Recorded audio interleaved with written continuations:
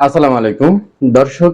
শিশু রামিসা হত্যাকাণ্ড ও বাংলাদেশের বিচার ব্যবস্থার সংকট নিয়ে আজকে কিছু কথা বলবো। যে রাজধানীর পল্লবীতে দ্বিতীয় শ্রেণীর শিক্ষার্থী মাত্র 8 বছরের শিশু রামিসা আক্তারকে ধর্ষণের পর নৃশংসভাবে গলা কেটে হত্যার ঘটনাটি বাংলাদেশের বিচার ব্যবস্থার কার্যকারিতা ও এর উপর সাধারণ মানুষের যে বিশ্বাস ও আস্থা, সে বিশ্বাসের ভিত্তি নাড়িয়ে দিয়েছে।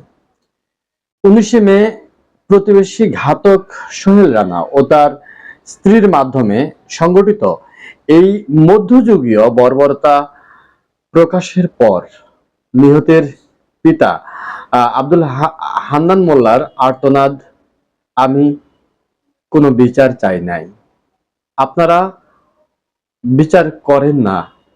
দেশ জুড়ে মানুষের পুঞ্জীভূত ক্ষোভ ও রাষ্ট্রীয় আইনি ব্যবস্থার প্রতি চরম অনাস্থার প্রতীক হয়ে উঠেছে বর্তমান আইনি ব্যবস্থা। একটি সভ্য সমাজে বিচারহীনতার সংস্কৃতি কিভাবে সাধারণ নাগরিককে আইনি ব্যবস্থার বিমুখ করে তোলে, তা এই আলোচনায় বিস্তারিতভাবে আমি বলার চেষ্টা করব। 19 মে সকাল 10:30টার দিকে পল্লবীর সেকশন 11 এর একটি অ্যাপার্টমেন্টে রামিসাকে পাশের ফ্ল্যাটের বাসিন্দা অর্থাৎ প্রতিবেশী সোহেল রানা ফুসলিয়ে ভেতরে নিয়ে যায়। সেখানে তাকে বাথরুমে পাশবিক নির্যাতনের পর ধারালো ছুরি দিয়ে মাথা ও হাত বিচ্ছিন্ন করে নৃশংসভাবে হত্যা করা হয়। শুধু তাই নয়, ধর্ষণের পর ধর্ষণের আলামত ও লাশ গুম করার চেষ্টায় তার মস্তকবিহীন দেহ শয়নকক্ষের মেঝেতে এবং বিচ্ছিন্ন মাথা টয়লেটের বালতিতে লুকিয়ে রাখার চেষ্টা করা হয় কিংবা লুকিয়ে রাখে। দরজার বাইরে শিশুটির পায়ের একটি জুতা দেখে মায়ের মনে সন্দেহ জাগলে পুলিশ এসে দরজা ভেঙে এই অবর্ণনীয় নৃশংসতা উন্মোচন করে। পুলিশের দ্রুত অভিযানে প্রধান আসামি সোহেল রানা এবং তার স্ত্রী স্বপ্না আক্তারকে গ্রেপ্তার করা হলেও এই ঘটনার ভয়াবহতা পুরো মিরপুর সহ সারা দেশের সর্বস্তরের মানুষকে রাস্তায় নামতে বাধ্য করছে। রামিসার বাবার আদালত বা আইনের প্রতি কোনো বিচার না চাওয়ার এই অনীহা একদিনে কিন্তু তৈরি হয়নি। এর পেছনে রয়েছে বাংলাদেশের যে আইনি কাঠামোর দীর্ঘদিনের কিছু পদ্ধতিগত ত্রুটি। বাংলাদেশে নারী ও শিশু নির্যাতন দমন ট্রাইব্যুনালগুলোতে বর্তমানে 1 লক্ষেরও বেশি মামলা বছরের পর বছর ধরে বিচারাধীন রয়েছে।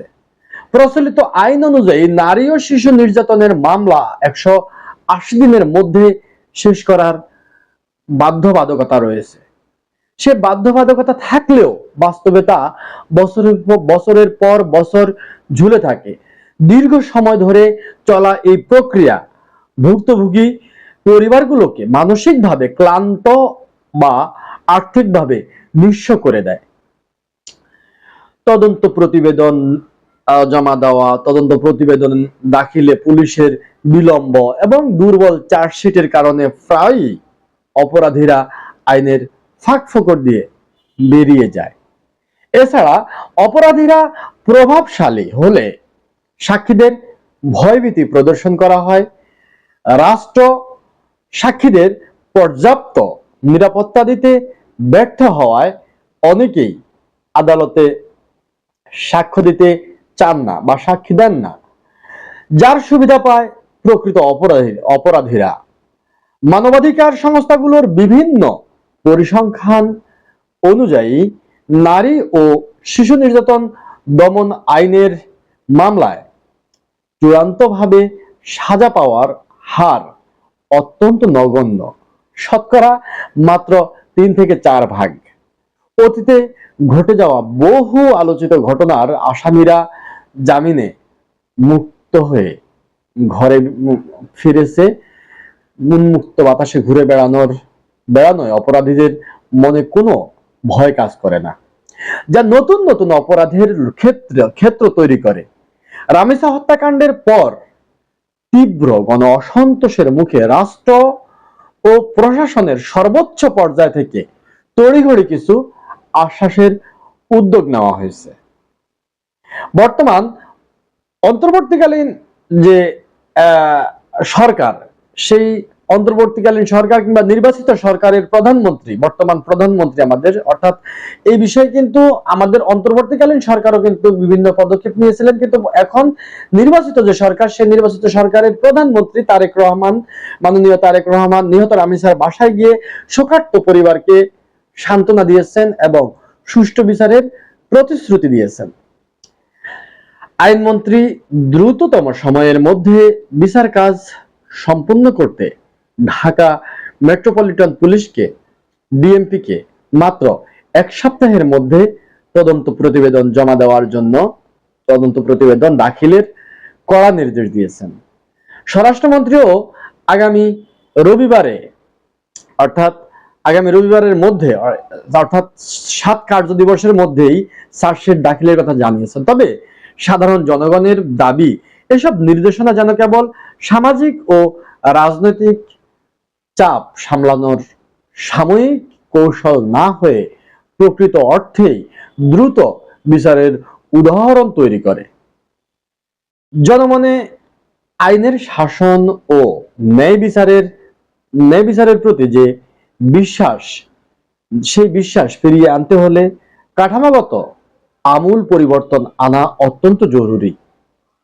রামেসা হত্যাকাণ্ড কোনো একটি বিচ্ছিন্ন ঘটনা বা বিচ্ছিন্ন অপরাধ নয়, এটি আমাদের ভঙ্গুর সামাজিক নৈতিকতা এবং আইনি ব্যবস্থার দীর্ঘ সূত্রিতারই যৌথ ফল। কোনো পিতার মুখে আমি বিচার চাই না স্লোগানটি একটি স্বাধীন ও সার্বভৌম রাষ্ট্রের বিচার ব্যবস্থার জন্য সবচেয়ে বড় চপেটাঘাত। রাষ্ট্র যদি জঘন্যতম অপরাধের দ্রুত দৃষ্টান্তমূলক শাস্তি নিশ্চিত করতে না পারে, তবে জনগণের এই অনাস্থা ভবিষ্যতে মব জাস্টিস বা আইন নিজের হাতে তুলে নেওয়ার প্রবণতাকে আরো বাড়িয়ে তুলবে। আর কোনো ভাবে যদি মব কালচার প্রতিষ্ঠিত হয়ে যায়, তাহলে কি হবে জানেন? বুঝতেই পারছেন। রামেসার আত্মার শান্তি এবং ভবিষ্যতে প্রজন্মের নিরাপত্তা নিশ্চিত করতে রাষ্ট্রকেই এখন সবচেয়ে শক্তিশালী ও দৃশ্যমান ভূমিকা পালন করতে হবে।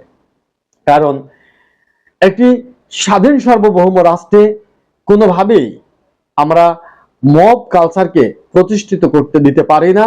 এবং আমরা যারা বাবা, আমাদের প্রত্যেকের আত্মাকে এই রামিসার যে নৃশংস হত্যা, এটা আমাদেরকে এমন ভাবে নাড়া দিয়েছে, এমন ভাবে আমাদেরকে কুড়ে কুড়ে খাচ্ছে যে এই আঘাতটা, সেটি প্রত্যেকে নিজ নিজ জায়গা থেকে অনুধাবন করতে পারছেন। ব্যক্তিগতভাবে আমি 3 দিন, গত 19 তারিখ থেকে আজকে পর্যন্ত প্রায় অসুস্থ। আমি মনে হচ্ছে আমি পাগল হয়ে যাচ্ছি। এই কেমন কালচার, এই কেমন দেশ, এই কেমন আইন। আমি আজকে অনেক কথা বলার ছিল, কিন্তু যখনই রামেসার নিষ্পাপ সেই চেহারা আমার চোখের উপর ভেসে ওঠে, তখন আমি আমার ভাষা হারিয়ে ফেলি। আমরা তো এভাবে আসিয়ার জন্য রাস্তায় নেমেছিলাম এবং আসিয়ার যে নৃশংস হত্যা, সেই হত্যার জন্য বিচার চেয়েছিলাম, কিন্তু সেই অপরাধী পিটু, তাকে কিন্তু এখনো ফাঁসিতে ঝোলানো হয়নি। আমরা যদি এই নৃশংস হত্যাকাণ্ডের বদলে নৃশংস শাস্তির ব্যবস্থা করতে না পারি, তাহলে কিন্তু আমাদের যে বিচারহীনতা, সেটি কিন্তু স্পষ্টভাবে আরো মানুষের কাছে অনাস্থা তৈরি করবে এবং অপরাধীদেরকে অপরাধ করতে আরো বেশি উৎসাহিত করবে। সুতরাং বাংলাদেশ সরকারের কাছে আকুল আবেদন, যে যেখানে অপরাধী নিজেই তার দায় স্বীকার করতেছে, অপরাধ স্বীকার করে নিতেছে, সেখানে তো ডিএনএ পরীক্ষার কোনো দরকার নেই। আইন যদি প্রতিষ্ঠিত করা যায়, আইনের শাসন প্রতিষ্ঠিত করা যায়, তাহলে এখানে সাক্ষী তো দরকার পড়ে না। এখানে খুন হয়েছে, সে তার দেহ বিচ্ছিন্ন দেহ পড়ে আছে এবং সেখানে অপরাধী তার অপরাধ স্বীকার করে নিয়েছে। পরবর্তী পদক্ষেপে যাওয়াটা কি আইনি সিদ্ধান্ত নয়? আমি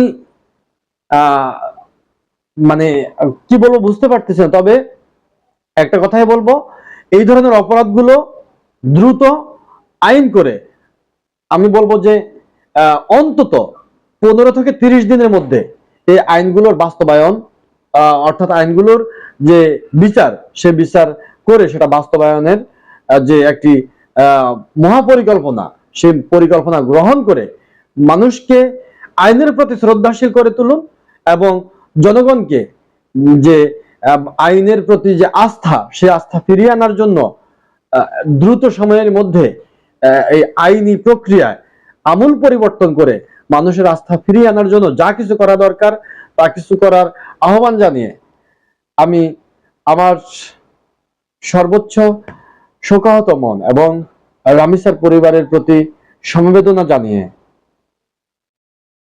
শেষ করছি। কথা হবে পরবর্তী কোনো টপিকস নিয়ে, কোনো ভিডিওতে। ভালো থাকবেন। আল্লাহ হাফেজ। আসসালামু আলাইকুম।